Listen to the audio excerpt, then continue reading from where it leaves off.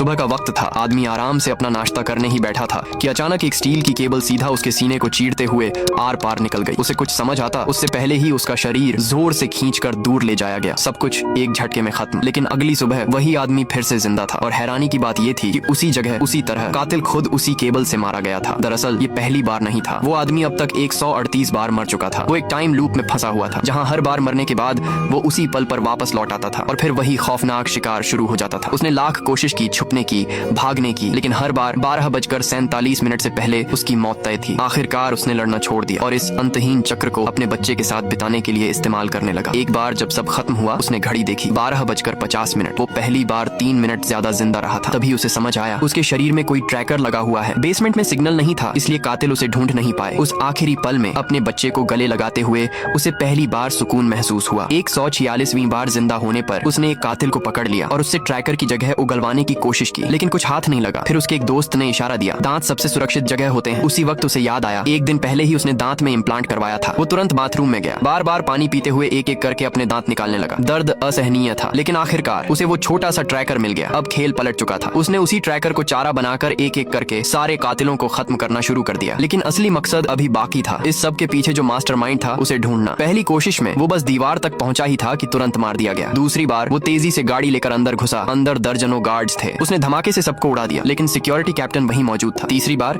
उसने अपने ही सौतेले भाई को मारकर उसके कपड़े पहन लिए, उसका एक्सेस कार्ड लिया और बेस में घुस गया। वो लिफ्ट तक पहुंचा, कार्ड स्वाइप किया, लेकिन उसे अंदर जाने की अनुमति नहीं मिली। अगले ही सेकंड सैनिकों ने उसे खत्म कर दिया। चौथी बार उसने पहले ही वार किया और सामने वाले सैनिक को मार गिराया, लेकिन जैसे ही वो लिफ्ट से बाहर निकला दर्जनों बंदूकें उसकी तरफ तनी हुई थी। उसने हाथ ऊपर किए और खुद ही अपनी जिंदगी खत्म कर ली। 5वीं बार वो एक सैनिक बनकर अंदर पहुंचा और आखिरकार मेन हॉल तक पहुंच गया, लेकिन वहाँ एक औरत पहले से उसका इंतजार कर रही थी, हाथ में लंबी तलवार लिए। वही थी इस पूरे खेल की सबसे बड़ी रुकावट और शायद सारे राज की चाबी भी। अब सवाल ये है, अगर तुम उसकी जगह होते तो क्या तुम बार बार मरकर सच तक पहुंचने की हिम्मत रखते?